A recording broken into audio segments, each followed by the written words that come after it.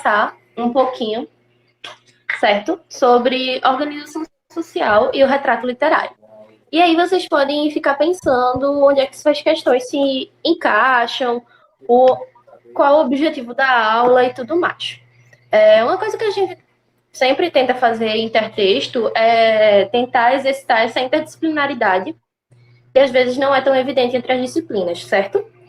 E aí, no caso específico de hoje, a gente vai estar tentando tratar um pouco com vocês a forma como a sociedade ela se organiza e o que é que faz essas determinadas sociedades serem atribuídas como um grupo, uma população, ao mesmo tempo em que a gente vai tentar analisar isso a partir das correntes literárias. E mais do que das correntes literárias, na verdade, né, que não seria nenhuma análise das correntes literárias, é a partir da obra do Cortiço, tá certo?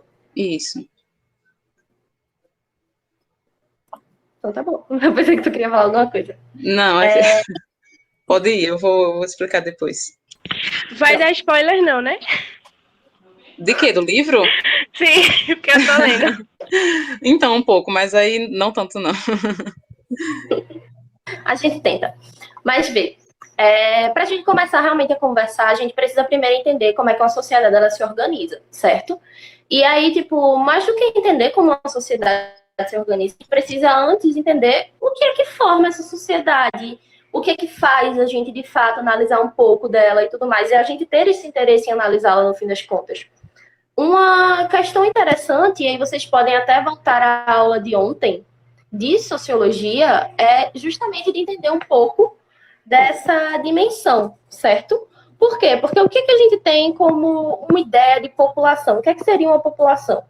Uma população é um conjunto de pessoas, certo? Que partilham de um determinado espaço-tempo. Ou seja, são pessoas que se encontram aglomeradas num determinado local, ao mesmo tempo em que elas estão convivendo. Porque eu não sei que eu poderia falar enquanto que tivesse pertencido à realeza, porque eu não estava viva nesse momento. Logo, a gente precisa ter essa noção, certo? E que, na verdade, a população ela é formada por isso. Mas o que é que realmente faz com que a gente odeie um grupo e discriminá-lo enquanto uma referência, no sentido de como é que eu posso identificá-los? Quando a gente fala dessa população, de mais uma ideia de população, porque uma população pode ser pessoas que estão dentro do mesmo ônibus, mas que não necessariamente partilhem dos mesmos valores, das mesmas normas e tudo mais. Então, quando a gente já pensa numa sociedade, a gente pensa em locais no qual se dá esse compartilhamento dessas normas, desses valores e tudo mais, que vem o quê? Com o advento da cultura, ou seja, são pessoas que partilham da mesma noção de cultura. Então, quando a gente fala de cultura brasileira, por exemplo, ainda que a gente tenha especificidades que venha a destrinchar entre uma outra localidade e tudo mais, há também questões em que nós podemos nos reconhecer.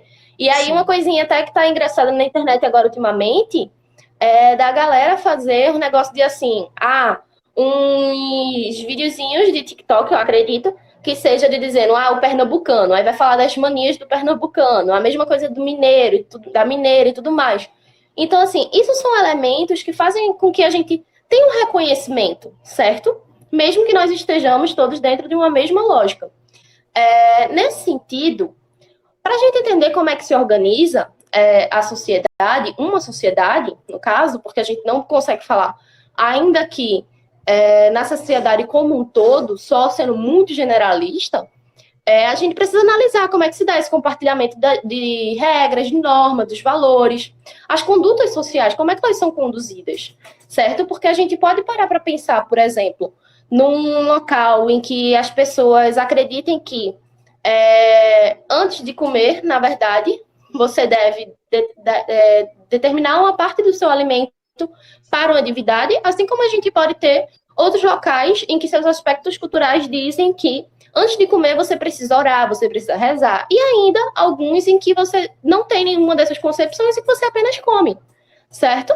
Então, são esses elementos que a gente precisa ter uma noção, analisar, para poder saber, de fato, como é que se dá a organização social de uma determinada sociedade, a que a gente está querendo analisar naquele momento, tá certo? Certo. E aí, tipo, a gente para pensar, então, sabendo agora que uma sociedade ela é constituída a partir dessa população, que tem esse compartilhamento de valores e tudo mais, a gente começa a nos perguntar como é que eu posso analisar, então? Porque, assim, existem várias perspectivas. Eu posso analisar a partir do parentesco, das relações familiares, eu posso analisar a partir do ritual, de como se dá essa prática alimentícia, eu posso analisar a partir do trabalho, eu posso analisar sobre várias óticas, certo? Sobre a ótica das emoções, como é que as pessoas lidam com determinados adventos que acontecem, ou seja, eventos tipo a morte de alguém, como é que ela é vista dentro da sociedade, como é que ela é encarada, com o nascimento de uma pessoa, a profissionalização de uma criança, enfim, são várias óticas que a gente pode se utilizar para isso.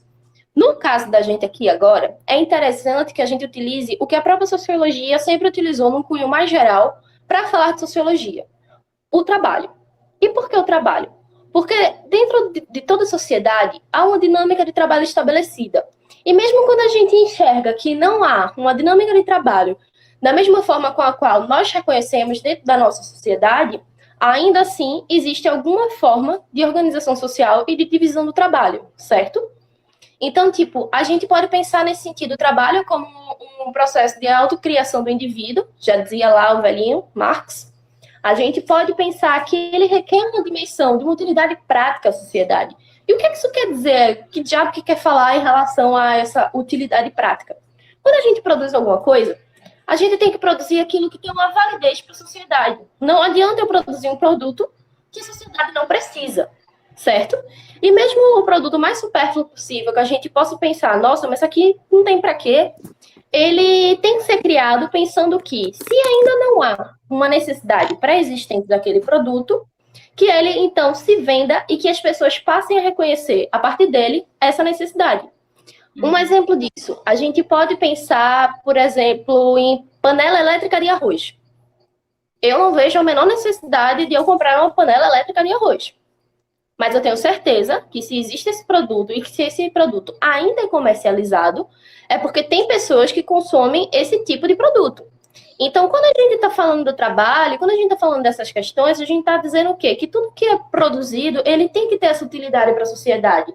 Ainda que ele fique no plano abstrato, como a própria filosofia se propõe, a ter indagações que não necessariamente a gente tem respostas fixas e que elas são sempre renovadas, é um produto no qual ele está sendo, na sua perspectiva abstrata, consumido pela sociedade. O que é a vida, o que é a morte, o que é a moral, tá entendendo? E mesmo essa discussão, quando a gente puxa mais para moral, a gente pode pensar no que eu falei na aula de ontem, inclusive.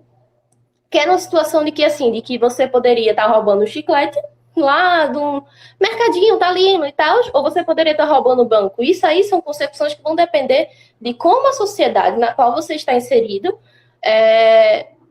vê essa atitude de talvez roubar o chicletinho não tenha um problema, mas roubar o banco tenha.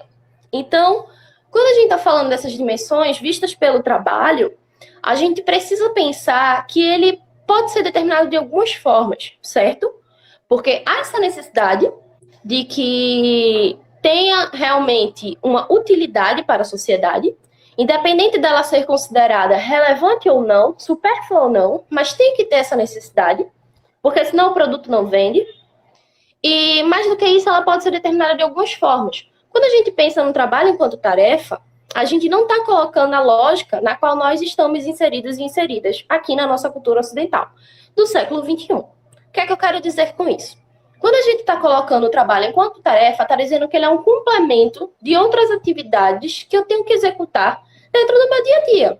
Então, eu tomo banho, eu vou varrer uma casa, eu vou e preparo aqui uma aula para vocês, aí eu volto e vou colher, vou fazer essas coisas. São coisas que não necessariamente eu tenho uma obrigação pré-estabelecida de, num determinado período de tempo, executá-la. E mesmo se eu tiver, eu não entendo necessariamente como essa obrigação moral, certo? É algo em que eu faço porque eu trabalho, visto na concepção marxista, inclusive, ele é um processo de autocriação do homem a partir do momento que a natureza o modifica e ele modifica a natureza. É nessa concepção. Então, se você pensa no seio da agricultura, por exemplo, você pode pensar em alguém que está ali, tem a sua hora de colher, porque sabe que o determinado grão precisa passar tantos meses, tanto tempo, de regar e de tudo mais, mas isso não é a única coisa que ele faz no dia.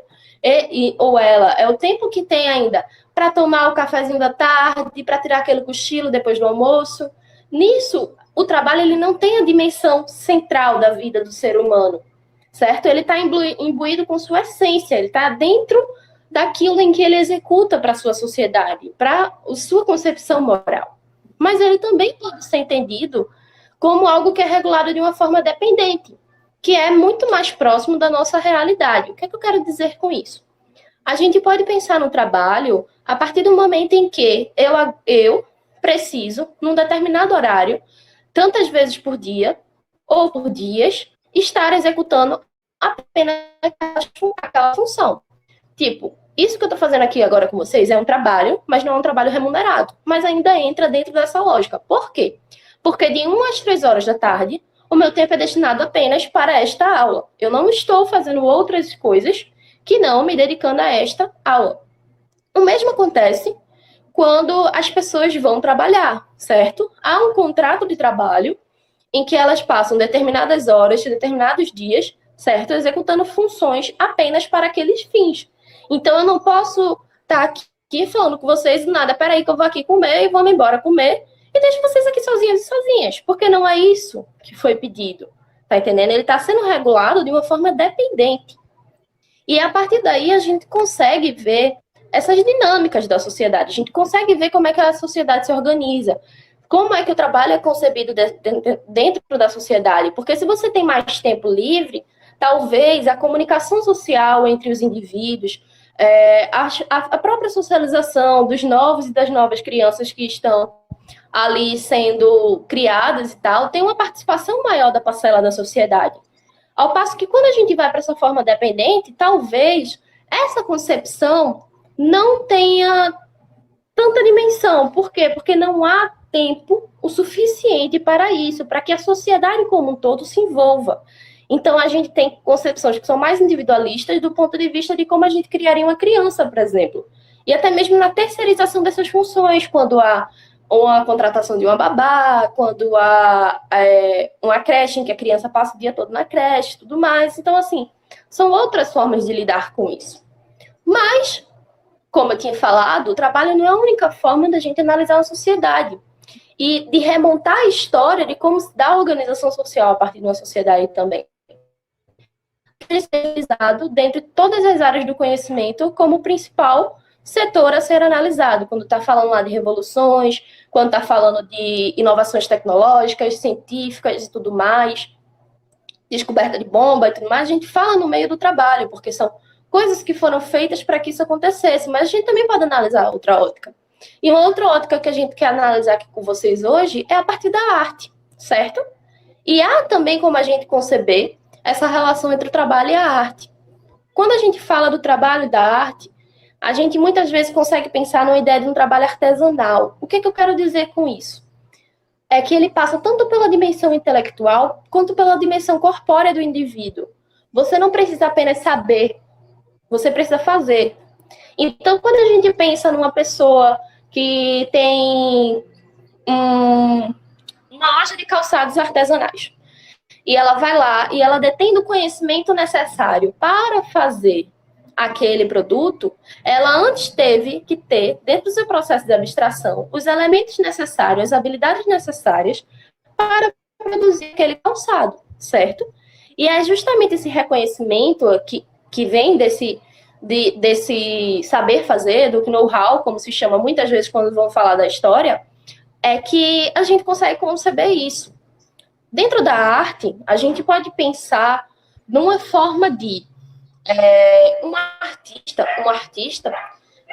quando ele ou ela está executando a sua função, ele precisa pensar em todas as questões que envolvem aquilo. Oi? Repete de novo, por favor, porque eu acho que cortou para todo mundo. Tipo, quando tu Beleza. começou a falar sobre o artista, ou a artista. Quando o artista está executando um determinado produto, está criando algo, como, por exemplo, um livro, ele ou ela precisa pensar em alguns aspectos que dizem respeito ao que está acontecendo, certo? Ele vai primeiro incorporar o seu conhecimento prévio de mundo e tudo mais, para a partir disso ele praticar, ou seja, ele de fato escrever aquela obra, certo? Quando a gente está no século XIX, século XX, ou até mesmo antes, quando a gente está no século XVIII ainda, a gente tem uma concepção em relação aos artífices. A gente tem busca a partir do trabalho, pelo belo, pela essência, que isso requer autonomia e tudo mais. Então, quando a gente tinha lá funções como o sapateiro, como o padeiro e tudo mais, essas habilidades, para elas serem executadas, elas requeriam que tivessem pessoas que tivessem um conhecimento prévio de como fazer aquilo. É quando, por exemplo, hoje a gente pode pensar na dimensão de uma pessoa que executa uma função de pedreiro. Muitas vezes o pedreiro, porque na maioria das vezes é homem, ele é uma pessoa que ele detém um conhecimento que não é valorizado pela sociedade. Beleza. Porque não vem o seu valor intelectual, vem a sua dimensão corpórea, vê o seu trabalho físico. Mas para que ele possa levantar uma casa, construir uma casa, sem que ela tenha problemas estruturais graves, obviamente, ele precisa antes pensar a respeito daquilo.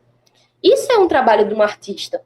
Isso pode ser visto tanto dessa ótica do que o pedreiro está fazendo, por exemplo, como, por exemplo, na ótica de um livro, da produção literária, certo? Porque precisa-se que o ou a escritora pense a respeito de como se dar esse processo, de como elaborar essa obra, quais são as suas motivações, quais são os seus valores morais no quais ele ou ela está inserido, para que depois possa expressar isso da forma que acredite ser relevante, seja ela realística ou não, enquanto ficção ou não, mas que tenha um enredo para a sua produção artística, certo?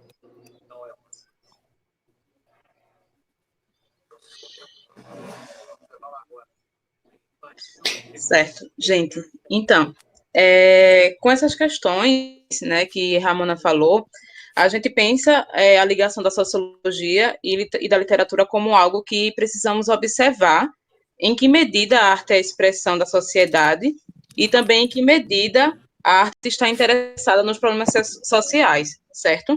E aí a gente entende a arte aqui, no caso, como a gente explicitou no início, como a literatura, ok? Especificamente, a gente vai analisar o que acontece na literatura. E aí a gente se pergunta qual a influência exercida pela arte no meio social e qual a influência do meio social na arte, ok? Essas duas coisas de tipo, como a sociedade influencia a arte e como a arte digamos que modifica o pensamento, a concepção de mundo da sociedade, ok? Pode passar. E aí a gente chega à afirmação que sim, a arte é um produto social, ok? E que ela é social nesse sentido que questionamos, né? Ela depende dos fatores do meio social e, ao mesmo tempo, ela produz para os indivíduos algo que modifica a sua concepção de mundo. E isso é da própria natureza da literatura, ou qualquer outra arte, independente do tempo e da consciência do artista. E aí, como diz aqui no slide, pensemos, então, que o artista é guiado por forças sociais condicionantes e expressa na obra, marcada pela sociedade, suas aspirações individuais. Dessa forma, a obra é fruto tanto da iniciativa individual quanto de condições sociais. Assim, concluímos que a arte e o meio social estão conectados sempre, né? E o que isso quer dizer?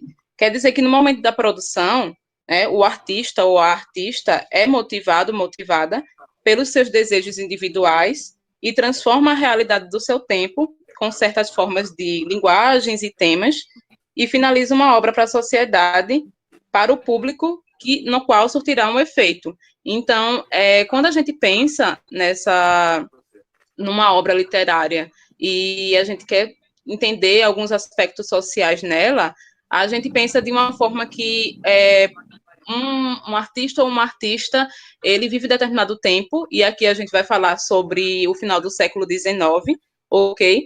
E nesse tempo ele vive numa sociedade, então, tipo, ele se sente motivado por essa sociedade para produzir algo e por seus desejos individuais, particulares, enquanto artista, certo? Então, ele produz alguma coisa, produz uma obra de arte, e depois ele entrega essa obra de arte modificada, obviamente, através da linguagem e do conteúdo que ele vai colocar, e ele devolve para uma sociedade de forma que essa obra, de alguma forma, vai modificar certo grupo de pessoas que consomem essa arte, vai modificar a concepção dessa pessoa sobre aquilo, sobre a sociedade que ela vive e a interpretação dela sobre o que está sendo produzido, certo?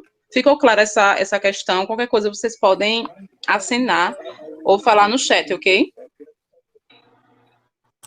Ok. Pode passar, amiga. É porque demora um pouquinho. Isso, certo? E para o período que ela foi produzida. E aí a gente vai pegar algumas interpretações possíveis de organização social na literatura, especificamente nessa obra, ok? Isso. O que a gente quer fazer, basicamente, é entender que, a partir de uma obra que está ali já publicada, tem várias questões que a gente pode analisar. Não apenas o seu conteúdo em si, mas o que não está explícito dentro da obra, tá certo? Que é justamente essas motivações e tudo mais que a Arielle tinha falado agora há pouco. Antes da gente entrarmos para analisar algumas passagens do livro, que a gente colocou aqui alguns trechos e tal, a gente precisa entender um pouco do conceito de fase literária e saber como isso interfere no naturalismo, especificamente, ok? Que é o período no qual o cortiço está situado. E então, no slide fala assim: entendemos cada fase da produção literária como um sistema que liga obras com denominadores comuns. Segundo Antônio Cândido, estes denominadores são, além das características internas, língua, temas, imagens, certos elementos de natureza social e psíquica, embora literalmente organizados, que se manifestam historicamente e fazem da literatura aspecto orgânico da civilização.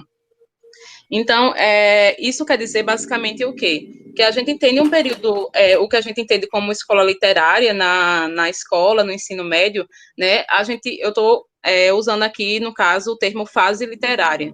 E aí a gente entende essa fase literária como algo mais organizado sistematicamente, certo? Então, essa fase, ela possui esses denominadores de características internas, ou seja, a língua, e aí, tipo, tem uma língua específica, que no caso da gente aqui é o português brasileiro, né, e a forma como a linguagem vai ser usada nessa obra, dependendo do seu tempo, né, tendo em vista a variação linguística que ocorre historicamente, tem os temas da obra, né, que, tipo, no caso do período naturalista, a gente tem obras mais realistas e que sempre coloca a influência do meio sobre o que está sendo expresso na arte, ok? E as imagens, que é basicamente o que é metafórico da obra. E também certos elementos de natureza social e psíquica, que isso está relacionado tanto quanto a... Amiga? Oi, passou sem querer, foi mal. Certo. E também os elementos da natureza social e psíquica que estão relacionados com um grupo social ou o que fala sobre um grupo social ou um indivíduo especificamente, ok? E aí, tipo, essa fase literária, no caso, tem essa organização de coisas que abordam um tema em comum, que tem uma linguagem em comum. Então, a gente entende várias obras de uma fase literária específica como algo que, tipo, existe um grupo de artistas ali que produzem sobre algumas coisas em comum. Existem obras que falam sobre coisas em comum e existe um público também que lê isso, certo? No caso da literatura. Com isso em mente, é válido frisar que é justamente a partir da segunda metade do século XIX, onde o naturalismo está situado, que a literatura do Brasil atinge a sua plena nitidez, né? E essa nitidez a gente pode entender como uma obrigação mesmo de escrever sobre a realidade imediata, possuindo-se para isso um grupo de autores, obras e tipo de leitores da fase naturalista, nesse caso. E o naturalismo é exatamente isso, como eu tinha falado antes, né? Expressar a realidade nacional que sofre influências do meio, né? Mas a gente precisa ter um olhar crítico a isso, porque esse expressar a realidade nacional surge de uma forma muito imediata e quase que uma obrigação mesmo. Então, o artista ou a artista que está produzindo alguma coisa nessa fase especificamente, ele está sendo meio que tipo obrigado a falar de algo que é nacional para uma construção de identidade mesmo, certo? Cultural daqui do Brasil. E a gente percebe uma coisa mais livre, que o artista se expressa de forma mais tranquila, independente, sem ter essa pressão de, tipo, retratar a realidade daqui do Brasil no modernismo apenas, ok? Até porque isso é uma necessidade que advém do próprio contexto, né? Porque quando a gente chega, no fim das contas, em 30 por ali, a gente ainda está tentando se entender enquanto nação. Então, o que está vindo de antes é justamente essa carga. A gente tinha várias obras tratando da ideia naturalista e tal, para poder a gente, no mínimo, se entender enquanto brasileiros e brasileiras. O que vai, no fim das contas, tentando se construir ao longo, sobretudo, da literatura, das artes. Isso. E outra coisa, gente, o naturalismo, ele vai ser, acho que, tipo, na próxima aula, ou daqui a 2 semanas, vai ser assunto de literatura, porque eu vi que já está na terceira fase do romantismo, Isso. né? E aí depois vai vir o realismo, naturalismo, e aí vocês se atentem a essa aula para, tipo, entender melhor como as obras são produzidas nesse período, ok? E, tipo, é muito importante vocês entenderem essa dimensão da produção das obras, porque é a partir disso que vocês vão entender as motivações e tudo que estava girando em torno dos e das escritoras. No caso, a gente fala geralmente dos escritores porque são eles que são tidos como os clássicos da literatura no Brasil. Aí a gente, às vezes, tem uma mulher lá como exceção e vida que segue, né? Nada novo sob o sol. Mas aí, bem, no caso do Cortiço, que foi a obra em que a gente escolheu realmente para tratar um pouco mais a fundo, tentando mostrar a vocês como essa ideia de organização social está colocada dentro de obras literárias, ele foi publicado em 1890, certo? Já no final do século XIX. E ele se propõe a contar o cotidiano miserável de uma habitação coletiva. E aí, tipo, antes da gente necessariamente falar do Cortiço, ainda que já esteja dentro dele, a gente precisa entender o que é que estava acontecendo com o Rio de Janeiro, né, do século XIX. E mais próximo ainda dessa realidade. O Rio de Janeiro era a sede do Império, então havia essa tentativa de modernização do Brasil. A gente sabe que isso vai se fundar no período do Império, no período da República, ela vai atingir um outro patamar, mas essa tentativa de modernizar a cidade, ela vai fazer com que haja um crescimento urbano. E esse crescimento urbano é onde se funda o que a gente coloca enquanto a ideia das favelas, certo? Então, porque vai ter pessoas que têm uma condição, certo, de estar ocupando determinados locais que são mais prestigiados do que outros. Então, esse crescimento urbano, essa tentativa de modernização da cidade, ela vai fazer com que haja o nascimento de uma burguesia, ao passo que, de outro lado, há uma pobreza absoluta. E o que é que eu quero dizer com isso? A gente tem, por exemplo, dentro do próprio cortiço, o cortiço e o sobrado. Quando a gente está falando do sobrado, é uma perspectiva em que tem uma melhor condição de vida. É como se fosse o burguês que não estivesse querendo se misturar, que tem raiva, inclusive, né? Desculpa, Mayara, pelo spoiler, se você não tiver passado essa parte. E que tem raiva, inclusive, do João Romão, porque ele está lá dentro do cortiço e é ele que meio que organiza aquilo tudo. Então, assim, a gente precisa entender que há diferentes locais, mesmo que seja na mesma cidade e tudo mais, que estão sendo ocupados e que, assim, o Rio de Janeiro é uma coisinha colada na outra. Então, Onde acaba a favela, está começando o bairro rico, assim como aqui em Recife, certo? O único bairro no Recife, no raio de 1 km², que não tem favela é Os Aflitos. Então a gente pode tirar daí. A gente pode pensar nos shoppings, que todos os shoppings, eles estão dentro de locais que possuem favelas, vocês podem chamar de comunidades também. Não é agressivo chamar de favela, não quando a gente está utilizando do termo na forma correta, não na forma pejorativa, certo?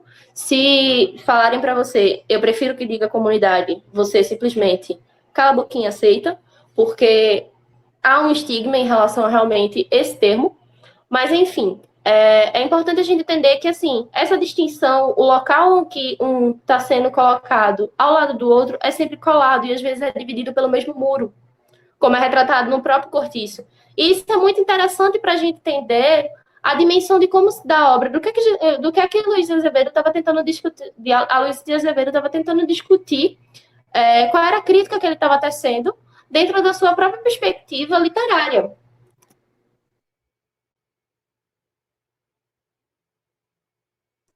Certo. Então, para a gente analisar a obra, né, o Cortiço, de Heloísa Azevedo, produzida ou publicada em 1890, a gente escolheu três aspectos, três passagens, basicamente, da obra, que são o surgimento do Cortiço, que é logo no início da obra, certo? O trabalho retratado na obra, e outra coisa que eu achei muito interessante foi a questão do lazer, que, tipo, eu vou explicar mais direitinho sobre como isso é expresso na obra, mas é algo que também que é interessante para a gente entender também até a dinâmica de trabalho, ok? Gente, uma coisa, antes da gente realmente começar essa parte, assim, vocês estão com alguma dúvida, alguma coisa? Porque, tipo, a gente tá conversando aqui, a gente tá falando e ninguém fala nada. E aí eu não sei, eu acho que talvez seja porque na sala de aula eu fico meio que obrigando as pessoas a falarem. Mas, sério, se vocês tiverem alguma dúvida, se quiserem comentar alguma coisa, dizer não tô entendendo, tá ruim o áudio, inclusive, seja lá o que for, por favor, falem pra gente tentar tornar a aula um pouco dinâmica dentro da realidade que nos é possível, tá certo? Eu tenho. Pode falar. falar. Primeiro, não me deu spoiler, porque eu já passei essa parte, ainda bem. E segundo, tipo, então quer dizer que as favelas, elas começaram a ser formadas no Rio de Janeiro, né? Não apenas no Rio de Janeiro, elas começam a ser formadas no Brasil, a partir, sobretudo, da ideia que a gente vai ter do que a gente fala muito em relação ao período de abolição, né? Porque a gente vai estar dizendo em que a galera não tem para onde ir. E o próprio Cortiço, ele traz um pouco disso, né? De que são pessoas, tem o carinha lá que trabalhava, o que se achava o cara das pedras, tá ligado? Eu esqueci o nome dele agora. E aí, isso. Ele mesmo diz que ele trabalhou, ele veio para cá enquanto migrante, e aí, tipo, ele trabalhou durante um tempo na fazenda, e aí, tipo, ele achava horrível porque ele tinha que se subordinar às mesmas condições que os e as escravas, tá ligado? Viver em locais que não tinham um meio necessário, certo? De condições físicas mesmo, sabe? Morais. E aí, tipo, quando isso aqui acaba, porque a gente tem uma ideia de que, assim, aconteceu a abolição, tá todo mundo livre e vida que segue. Não, continuam a se ter as fazendas, continuam a se ter trabalho escravo, a diferença é como esse trabalho escravo ele opera agora, certo? Se ele vai ser realmente uma subordinação, o que na maioria das vezes era, ou se a pessoa simplesmente continua lá porque ela não tem condição de ir para outro canto. É tipo assim, eu vou sair daqui, eu vou pra onde, tá ligado? Porque aí, não tinham políticas públicas, né? Porque assim, simplesmente aboliram e deixaram por isso mesmo, tipo, não tinha nada que assegurar os direitos. E aí, tipo, é exatamente isso. Por não ter uma garantia, o que é ser feito com essa galera, elas procuram os locais em que eles são possíveis, certo? Para ocupar. E aí vai o que o próprio João Romão faz, ainda que ele seja português, no caso, né? Que é de roubar um material aqui, roubar uma coisa ali, para que ele possa construir o seu. E aí vai um se amontoando num local de outro, é daí que surgem as favelas. Não só no Rio de Janeiro, a gente tá falando no Rio de Janeiro porque o Cortiço, ele retrata a lógica de lá, mas em todo o Brasil, tá certo? Tá certo, obrigada. E sempre que a gente falar do Rio de Janeiro e do Cortiço, especificamente, a gente entende como é uma obra que ela fala de uma forma bem realista, mas ela fala de uma forma realista da realidade do Brasil, ok? Não especificamente do Rio de Janeiro. Tipo, obviamente, a Luísa Azevedo, ele escolheu o Cortiço especificamente, porque, tipo, nem do Rio de Janeiro também é tão tratada essa dimensão, assim, né? Tipo, é um espaço muito grande para se falar numa obra. É uma coisa muito subjetiva. Então, tipo, ele pega apenas o Cortiço e mistura tudo no Cortiço para, tipo, falar do Brasil inteiro, né? Mistura raças, coloca a questão da natureza, que, tipo, é o João Romão, que é digamos que o personagem principal do livro, e realmente é, né? Ele tem uma horta e ele pega essa horta, tipo, vende as coisas, enfim, tem tudo isso retratado apenas no Cortiço, ok? E a ascensão dele também, né, economicamente. Eric, quer falar? Quero ver só, porque não basicamente nesse exato período tá rolando a Revolução Industrial, né, na Europa. Aí, tipo, ela também é precursora, assim, para dar esse movimento de favelização aqui no Brasil. Sim, por conta do advento da tentativa de urbanização, porque assim, o Brasil, de certa forma, ele reflete muito no que estava acontecendo nas grandes potências, né? Então, assim, tudo chega aqui um pouco depois. Então, o que a gente tinha lá na primeira Revolução Industrial, esses ideais, eles vão estar acontecendo mais ou menos na época que o Cortiço está tratando, inclusive, tá ligado? E, na verdade, eles vão ter um boom maior, essa malha ferroviária e tudo mais, a gente aqui no Brasil, nos anos 50, 60, tá ligado? Porque essa discussão a respeito da identidade brasileira, ela já se funda bastante atrasada se a gente comparar com outros locais. Porque no século XVIII para o século XIX, a gente já tinha locais como, por exemplo, a Alemanha, a França, se dizendo como superiores e tudo mais, toda aquela lógica de eugenia que vocês vão ver numa aula de raça e tudo mais, para justificar, tá ligado? Que já eram superiores, já se entendiam como quem eram e o local em que deveriam estar ocupando dentro da sociedade. Aqui no Brasil isso não acontece, por isso que a gente tem essa concepção sempre tardia dos movimentos que estão acontecendo lá fora, seja na era tecnológica, industrial, realmente, seja até mesmo nas discussões identitárias. E até mesmo porque, assim, o Brasil ele foi um país colonizado, um local totalmente colonizado, não apenas pelo Ocidente, de modo geral, né? Quando eu falo assim, eu quero falar a Europa, né? Que é o que a gente tem de referência, Ocidente, a gente joga para a Europa e tudo mais, mas por outros locais também, sabe? Numa ideia de que, assim, vão vir os imigrantes italianos, espanhóis e tudo mais, como se fossem agora mão de obra qualificada, que o próprio Cortiço vai tratar disso. Porque a mão de obra que a gente já tinha aqui, que tinha sido explorada, ela não é capaz o suficiente, cognitivamente, não são seres morais, não são seres pensantes que iriam executar esse tipo de trabalho urbano. Por isso que se fundem essas favelas, por isso a ideia das lavadeiras e tudo mais. Precisa ter alguém para continuar fazendo aquele trabalho que não precisa pensar. Sim, e isso que tu falou sobre a identidade daqui do Brasil, né, nacional daqui do Brasil ser tardia, também isso tem muito a ver com ser um país colonizado, né, e aí, tipo, acontece de forma muito tardia aqui, porque quando a gente fala de cultura, a gente estuda a questão racial aqui no Brasil e é muito complexo, né, porque a gente tem pessoas brancas, pessoas negras e pessoas mestiças, e aí essa mistura envolvendo com a cultura de que cada grupo traz é muito complexo. Então, por isso que aqui no Brasil as coisas acontecem de forma bem devagar e bem tardia. E até mesmo pelo tempo histórico.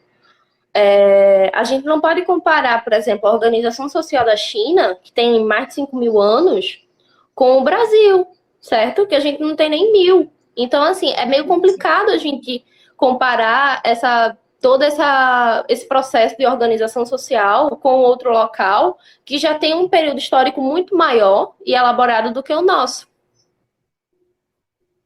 Isso. Certo.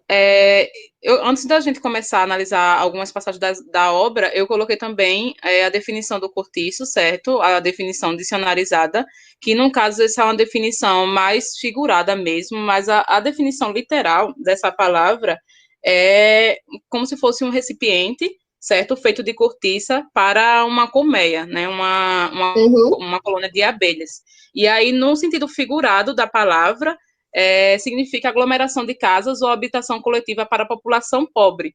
E aí eu pesquisei essa imagem aqui, que é de Augusto Malta e está no Arquivo Geral da cidade do Rio de Janeiro. Eu não sei o ano dessa foto, não achei, mas foi só para tipo, exemplificar como seria um cortiço, né? Tipo, tem um monte de casa, uma do lado da outra. Nesse caso aqui tem até um segundo andar, certo? Uhum. E no meio dela tem como se fosse um pátio, que é o local que as pessoas utilizam tanto para trabalhar, as mulheres, nesse caso específico, quanto para, tipo, lazer, né? Que a gente vai ver algumas passagens do livro que fala sobre isso, E ok? aqui vocês podem pensar no Pátio de São Pedro, porque o Pátio de São Pedro era justamente isso, era um cortiço no fim das contas.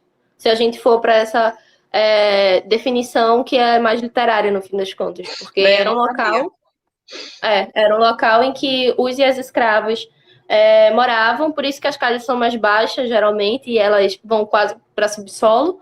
E o pátio era onde tinha esses eventos de lazer e tudo mais, mas também era utilizado para comércio e afins. O Recife Antigo todo, ele tem muita história em relação a isso. Até a rua ali onde tem a feirinha do Bom Jesus, ali era o principal local de comércio de escravos aqui. E a rota de fuga, quando tinha guerras e tal, é a saída que vai dar na Cruz Cabugá, no caminho para Olinda. Chique, não sabia. Matheus, quer Matheus? falar? É porque as casas eram mais rebaixadas, tipo, quase subsolos dos escravos. Não, confesso que não sei. Tenho talvez algumas teorias, mas eu nunca parei necessariamente para olhar em relação a isso. O que eu sei realmente é que, assim, a ideia de você aterrar é para você conseguir colocar mais gente. Tipo, você joga as pessoas, elas se amontoam, literalmente, que é a mesma lógica dos navios negreiros, que tinham os alçapões grandes, que era realmente para você conseguir colocar a maior quantidade de pessoas, inclusive uma sobre a outra.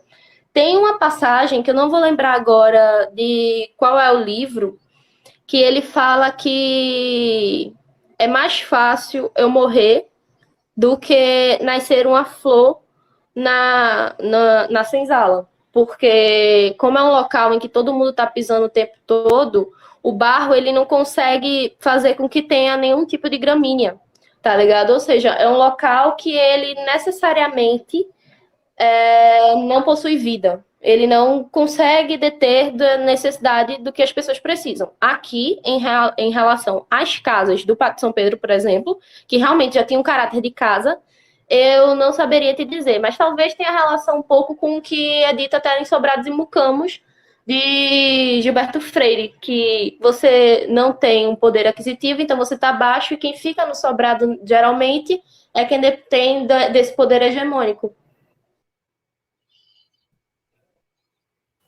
Entendi, obrigada. Beleza. Arielle, tu estava falando? Pode Ah, eu passar, passei, amigo. desculpa. Passou. Certo. Então a gente vai para o primeiro aspecto que a gente quer tratar aqui, certo? O surgimento do cortiço, porque é importante a gente saber como é que ele surgiu, inclusive porque é isso que dá sentido à obra inteira e o fechamento dela.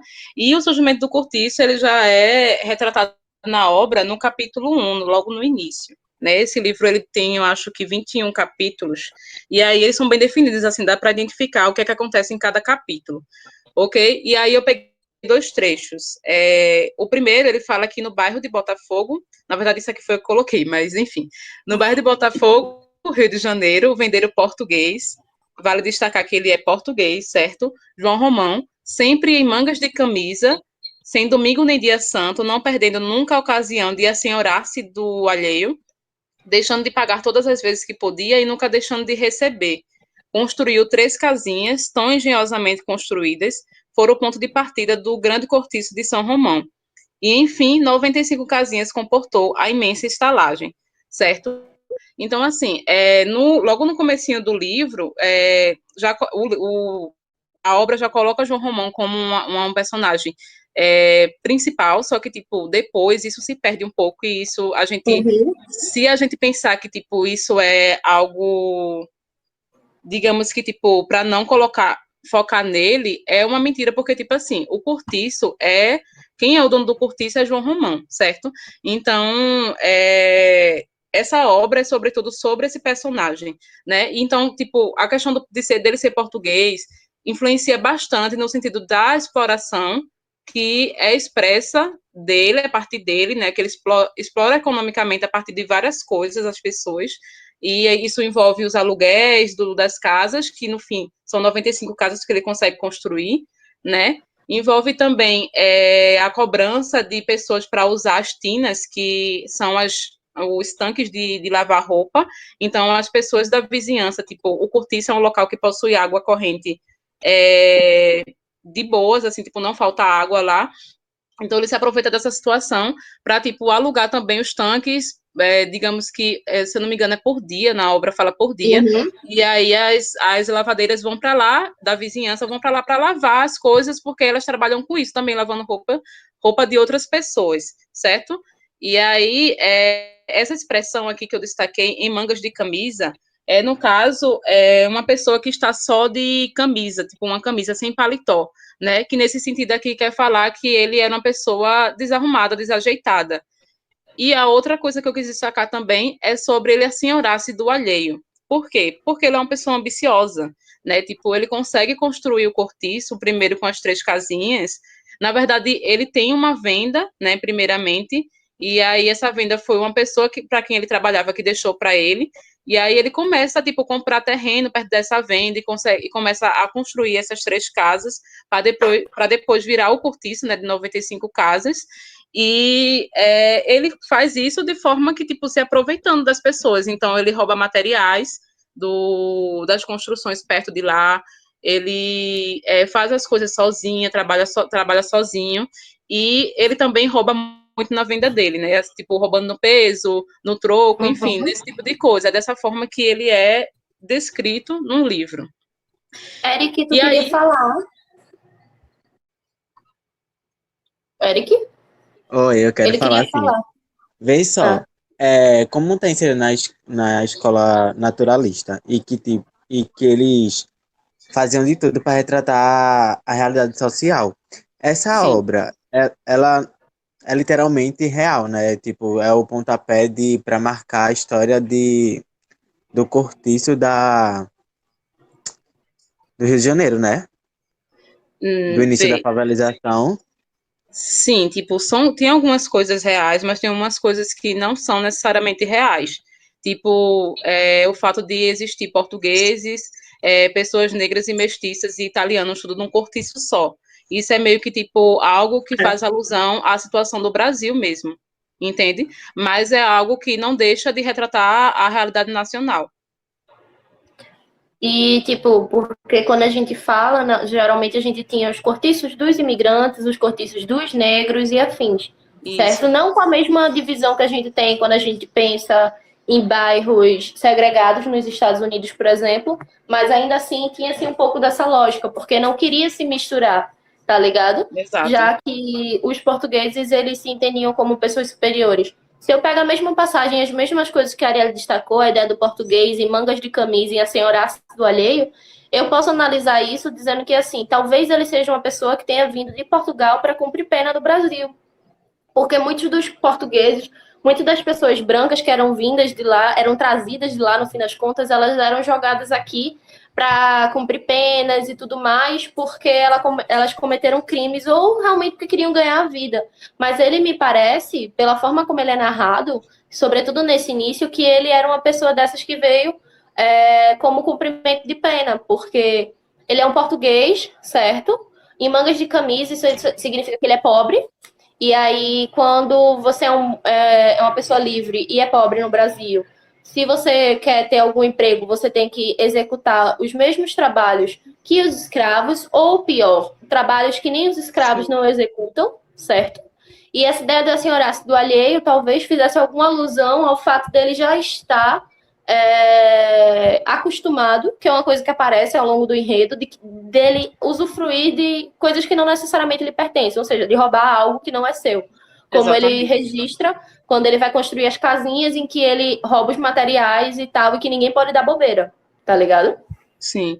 E sobre isso que eu falei, de tipo João Romão ser exatamente o tema central do livro, né?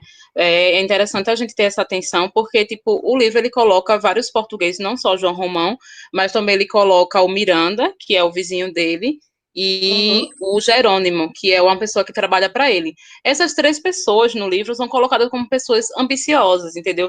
Veio de Portugal, mas são pessoas ambiciosas que desejam e que mostra no livro a ascensão econômica dessas pessoas. Então, tipo, ele é essa pessoa em mangas de camisa, mas ele já tem uma estratégia para conseguir dinheiro aqui no Brasil e ele consegue no final das contas, certo? Exato.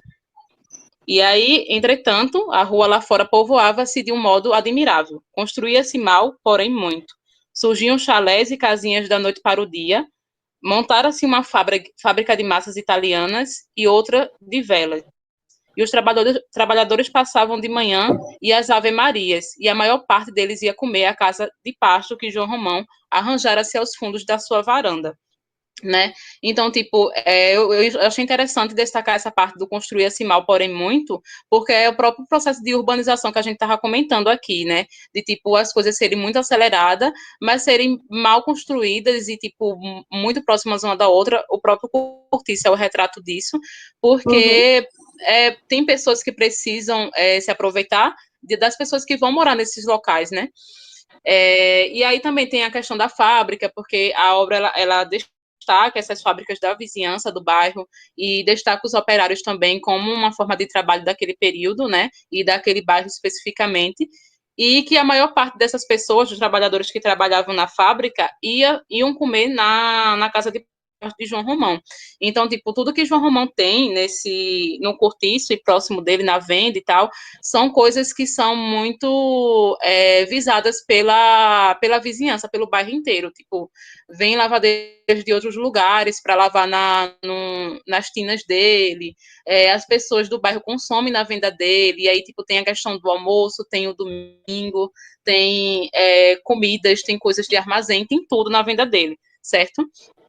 Enfim, pode passar, se tu não for comentar mais nada, Ramona. Não, tá tranquilo.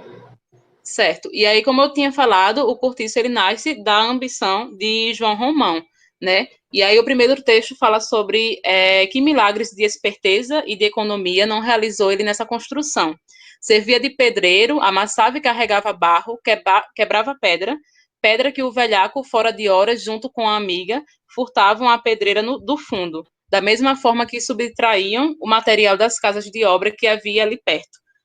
Ou seja, foi isso que a gente estava comentando aí, Ramon, sobre ele se aproveitar do que estava próximo dele, né? Então, ele construiu tudo, pegando os paralelepípedos, as pedras da pedreira que depois ele comprou, e também pegando os materiais de construções de outros locais do bairro, né? Então, ele era essa pessoa esperta e economizava bastante para, em algum momento da história, ele conseguir ascender socialmente, certo? E aí, aqui tem uma parte que fala junto com a amiga. A amiga, no caso, nesse sentido aqui, é a Bertoleza, né, que é a pessoa com que ele se junta e tal.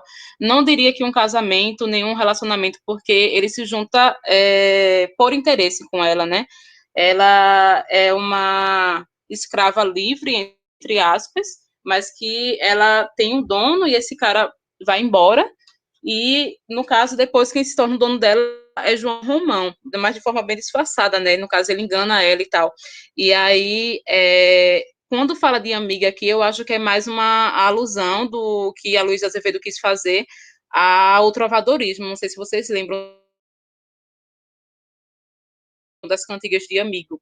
E aí, tipo, cantigas de amigo é basicamente uma cantiga de uma pessoa que faz para uma pessoa que ela quer namorar, certo? E aí, nesse sentido aqui é isso, mas, tipo, a Bertoleza, ela é a pessoa que serve basicamente para, tipo, trabalhar para João Romão, ele se aproveita disso, então, tipo, ela passa o dia inteiro, inclusive o domingo, que é um momento de descanso do cortiço, fazendo as coisas na venda, trabalhando, cozinhando, e também serve para o sexo, para ele se aproveitar dela enquanto objeto sexual, certo?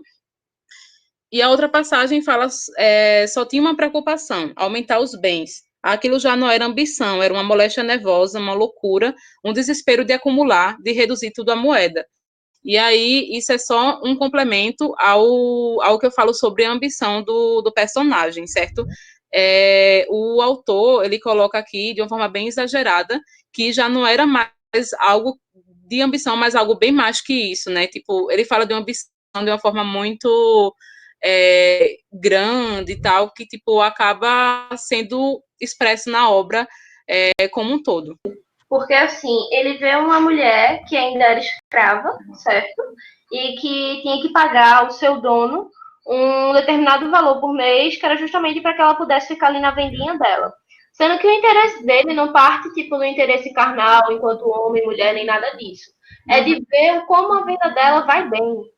E aí é que ele vem com toda aquela bondade, que a gente já sabe que não necessariamente é muito bondade em si, mas com o interesse de dizer, não, eu cuido do seu dinheiro aqui e tal, porque realmente ela tinha alguns problemas de que às vezes a roubavam e tudo mais. E aí, tipo, é interessante porque ele surge depois com a carta dizendo, tipo, que ela agora era uma pessoa livre, como se ela tivesse sido alforriada, como se ele tivesse conseguido comprar o forro dela, coisa Exatamente. que nunca aconteceu. Então, assim, basicamente o que ele fez, se formos tentar falar nos termos do que acontecia na época, ele roubou a escrava para ele. Isso. É justamente esse papel que ele continua a desempenhar com ela, não é no sentido de se amigar, de agora são um casal e tudo mais, mas de que agora, inclusive, o que ela detinha do valor financeiro, agora o pertence, porque se ela quer fazer alguma coisa, ela tem que pedir dinheiro a ele. Então, agora, ela que antes trabalhava para si, mas que tinha que pagar ao seu dono antigo, ela adquiriu um novo dono, sendo que passa a ser mascarado de uma forma que é retratada como se fosse amigável dentro do contexto. Exatamente.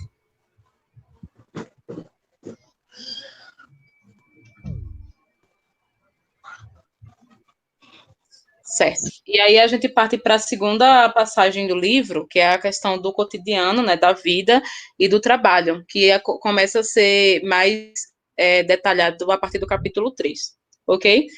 E aí eu peguei o trecho que fala assim: eram 5 horas da manhã e o cortiço acordava, abrindo não os olhos, mas a sua infinidade de portas e janelas alinhadas. Entretanto, das portas surgiam cabeças congestionadas de sono, ouviam-se amplos bocejos, fortes como o marulhar das ondas.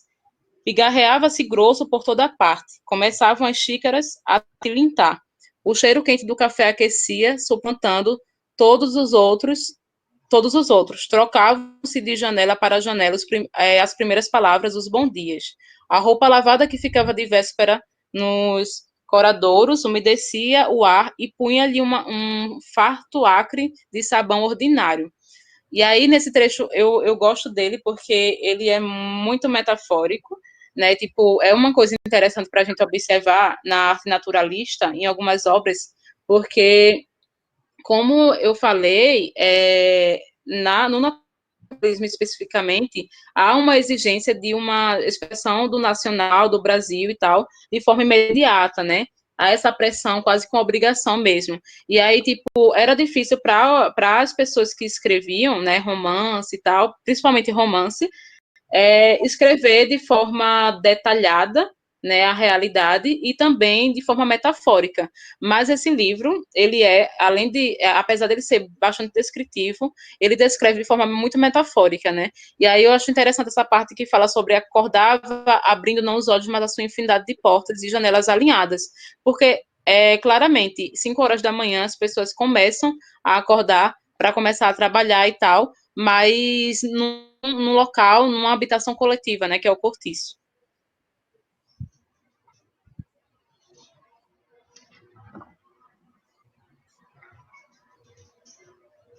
E aí, tipo, é muito interessante, no fim das contas, como a gente vai ver também algumas outras concepções, sabe? A dos cabuqueiros, os operários, as lavadeiras. Quando a gente vê essa passagem aqui, por exemplo, que fala assim: o padeiro entrou na estalagem com sua grande cesta cabeça e o seu banco de pau fechado debaixo do braço e foi estacionar no meio do pátio, à espera dos fregueses. Pousando a canastra sobre o cavalete, ele armou prontamente. Em breve, estava cercado por uma nuvem de gente. Certo? É tipo assim, é a ideia de tipo, qual é a utilidade da pessoa?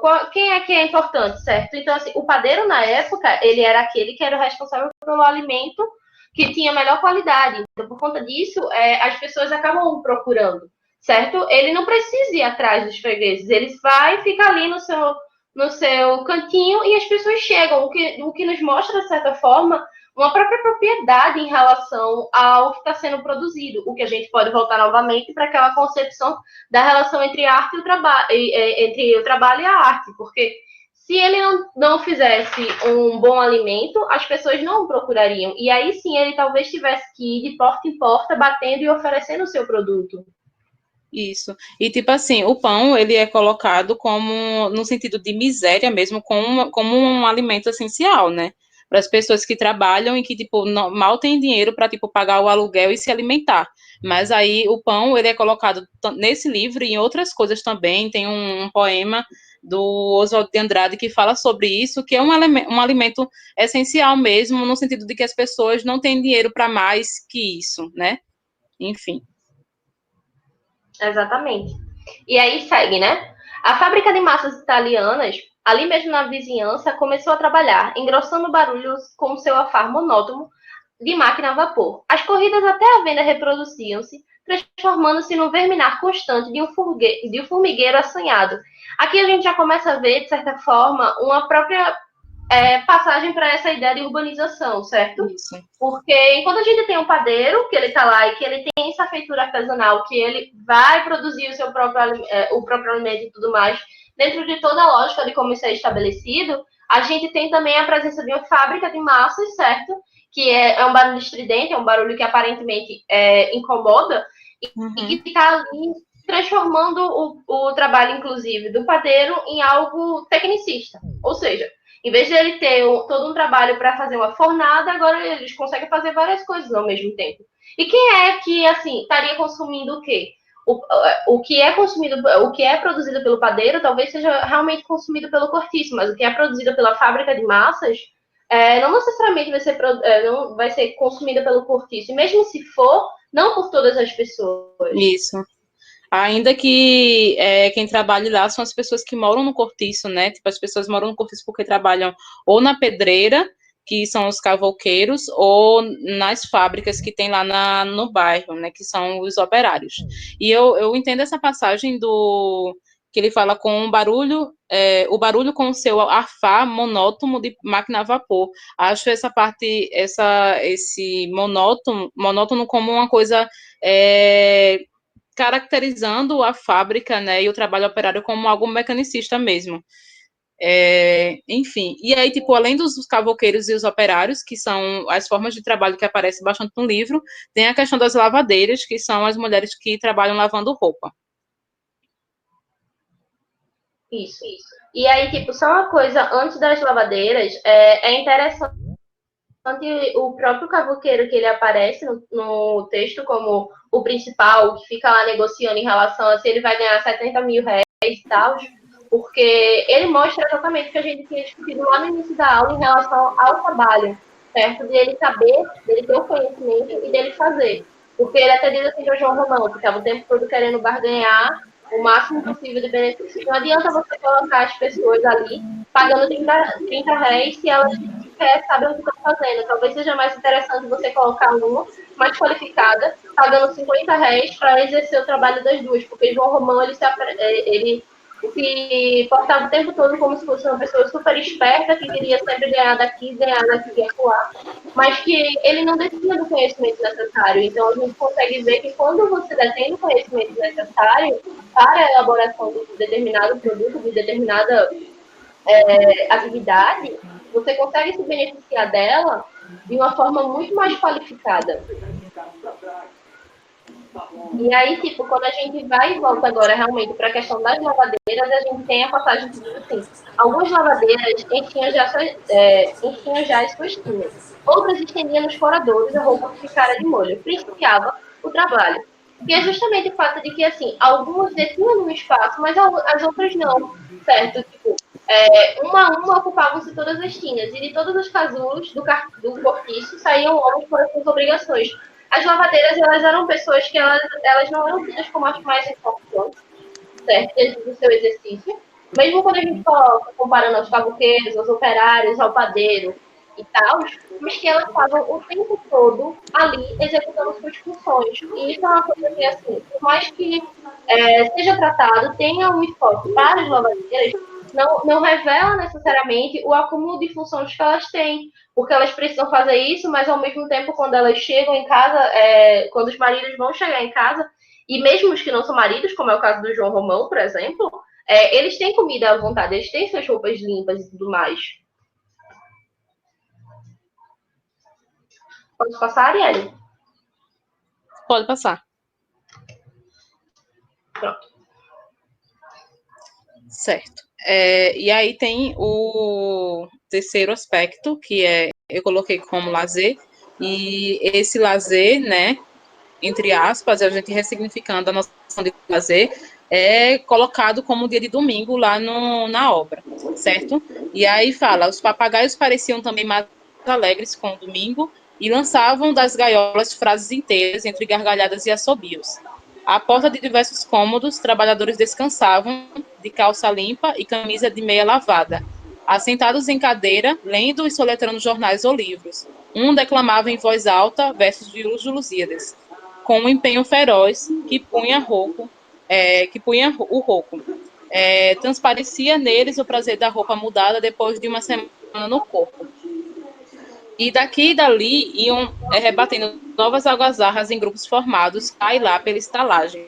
Havia nos operários e nos trabalhadores decidida disposição para pandegar, para aproveitar o bem até o fim, aquele dia de folga, certo? Então, tipo, o domingo, ele é colocado na obra como o único dia da semana que as pessoas aproveitam para, tipo, fazer coisas normais, além do trabalho que o ser humano faz, certo? Então ele coloca a questão da roupa, que as pessoas passam a semana inteira com uma roupa só, suja, trabalhando, e no domingo é o momento que ela está com uma roupa lavada, uma roupa diferente e tal, né? Essa questão da passagem do declamava os Lusíadas, basicamente ele falando de algum português que morava ali, declamando os Lusíadas, que é uma obra do Luís de Camões, e Luís de Camões, ele é um símbolo do nacionalismo de Portugal, né?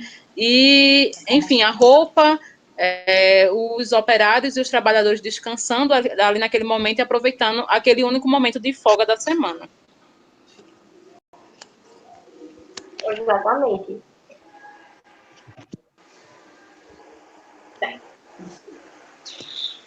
Cantigas de samba. Abatidos pelo fadinho harmonioso e nostálgico dos desterrados, iam todos, até mesmo os brasileiros, se concentrando e caindo em tristeza. Mas, de repente, o cavaquinho do pórfiro, acompanhado pela violão do firmo, romperam vibrantemente com um chorado baiano. Nada mais que os acordes da música crioula para que o sangue de toda aquela gente despertasse logo, como se alguém lhe fustigasse o corpo com urtigas bravas. O que isso quer dizer, sabe? Quando a gente vai e coloca uma música em que as pessoas se identificam ali, é como se elas tivessem, de fato, achado o seu local. E não é nem achado o seu local, mas é que elas remetem a uma concepção simbólica em que elas não necessariamente detêm a maior parte do tempo, certo? Então, a canção, a música, a cantiga, ela traz consigo os elementos de uma memória afetiva, seja de um tempo bom ou ruim, mas em algo que remete um pouco da liberdade dentro de todo o contexto no qual eles e elas estavam inseridos. Sim. E aí continua. Ela saltou em meio da roda, com os braços na cintura, rebolando as igalhas e bambaleando a cabeça. Ora para a esquerda, ora para a direita, como uma sofreguidão do gozo carnal. Naquela mulata estava o grande mistério, a síntese das impressões que ele percebeu chegando aqui. Ela era a luz ardente do meio-dia. Ela era o calor vermelho das cestas da fazenda. Ela era o aroma quente dos trevos e das baunilhas, que o atordoara nas matas brasileiras. Era a palma virginal e esquiva que... Ai, e que não se torce a nenhuma outra planta. Era o veneno e era o açúcar gostoso. Era o saputi mais doce que o mel e que a castanha de caju, que abre feridas com seu azeite de fogo. Ela era a cobra verde e traiçoeira. Certo. Então, nessa passagem eu acho muito interessante colocar ela. Isso acontece também domingo, né, no momento que está todo mundo em casa e tal. E aí tem um momento que um português começa a cantar uma cantiga de Portugal e começa a ter aquele sentimento nostálgico e todo mundo começa a ficar triste, inclusive os brasileiros também, junto com ele naquele momento. Mas outro personagem do livro começa a tocar samba. E aí, tipo, é expresso dessa forma que a gente coloca aqui os trechos, né? Tipo, o samba como aquela coisa que alegra e tal. Obviamente que as coisas aqui descritas são coisas de forma irônica, né? Tipo, essa forma racista de descrever uma mulher mulata e tal. Mas eu acho interessante essas duas passagens, principalmente esse último trecho, porque nesse momento, um cara, que é o Jerônimo, né, que é um português também, e ele é uma pessoa super focada, super certinha, casado e tal, ele se apaixona por Rita Baiana, que é essa pessoa aqui que fala, naquela mulata estava o grande mistério. E ela é descrita nesse momento dessa forma, né? Tipo, estava o grande mistério nela, o veneno, a cobra verde traiçoeira, como se fosse uma expressão do pecado mesmo, porque depois disso ele não consegue ascender da forma que ele queria, né? Tipo, ele sempre foi uma pessoa que ele conseguia, de pouquinho em pouquinho, tipo, ganhar mais dinheiro no trabalho, era a pessoa que exatamente era admirada por todo mundo, por todo o cortiço. E aí, nesse momento, ele se apaixona por ela e ele não consegue mais fazer, tipo, nada, né? E aí, tipo, isso é basicamente uma metáfora de como as pessoas, os portugueses aqui no Brasil, poderiam, de alguma forma, não conseguir ascender socialmente. E aí, tipo, tem essa questão do açúcar, da castanha, do saputi, que para mim é muito mais, e da palmeira virginal, que é muito mais algo parecido com o Iracema, digamos assim, né? Tipo, pegar características da natureza e fazer delas adjetivos para representar, para tipo expressar uma mulher, o corpo dela, enfim. E até mesmo a ideia de que, assim, talvez essa raça não seja tão confiável, certo? Porque a mulata, ela vai trazer justamente essa questão. Não é, tipo, o homem que está fazendo algo que não deve. É ela que está seduzindo o homem. Ela que é a cobra, que é a verde traiçoeira. Então, a partir do momento que você se deixar levar por ela, talvez você não consiga realmente usufruir daquilo que você estava destinado, que é o que a Ariel tinha falado, da ideia da ascensão do homem branco português. Isso. E aí é isso, gente. Tipo, a gente tentou, de certa forma, né, aos troncos e barrancos, porque tivemos alguns problemas de conexão, colocar aqui para vocês uma forma de vocês tentarem, sempre que forem ler, sempre que forem analisar obras literárias, inclusive, pensar nas questões que estão dentro do seu contexto, certo? Tanto na parte externa quanto na parte interna. Porque há um problema quando a gente vai analisar, por exemplo, sociologicamente uma obra, que se a gente se deixa se levar apenas pelo meio externo, ou seja, pelas motivações e tudo mais que estavam no que o autor ou a autora escreve, a gente já vai lendo a obra, de certa forma, fazendo tais analogias. Ao mesmo tempo que se a gente se for apenas das questões internas, às vezes a gente não tem alguma resposta, ou até mesmo interprete de uma forma que não necessariamente foi a motivação do autor ou da autora, porque a gente deixou de levar em consideração aquele contexto. O plano ideal é sempre que a gente esteja bem localizado em relação a essas duas concepções, que a gente assim consiga estabelecer as conexões, certo? O que leva a gente a começar a discernir um pouco do que a Ariel tinha falado, de até que ponto ele está retratando a realidade brasileira e até que ponto ele está ali exagerando, fazendo o papel de uma ficção literária. Exatamente. É isso, gente. Obrigada pela aula de hoje. Sim, uma coisa, eu consegui baixar o PDF de O Cortiço e disponibilizei lá no Drive de Intertexto, tá? Tem uma pasta com material complementar e tem um PDF. Aí, se vocês quiserem, leiam a obra, é muito interessante. Ela é um pouco cansativa porque ela é bem descritiva em tudo que ela fala, mas ela é maravilhosa, certo? Beijo. E, tipo, se vocês quiserem também, uma outra indicação é Trinche Fino e Policarpo de Quaresma, certo? Lima Barreto também escreve no fim do século XIX, sendo que aí ele está falando mais numa concepção não naturalista, mas talvez já do pré-modernismo. Então, talvez fosse um complemento muito interessante, até mesmo para o que a gente tratou aqui. Claro que ele vai resgatar algumas das questões que a gente falou, como a ideia desse período de abolição e tudo mais, do pós-abolição também, né, no caso. Mas é bem interessante para vocês terem uma continuidade e os mecanismos que a gente pode utilizar nesse momento em que a gente está confinado dentro de casa, tá certo?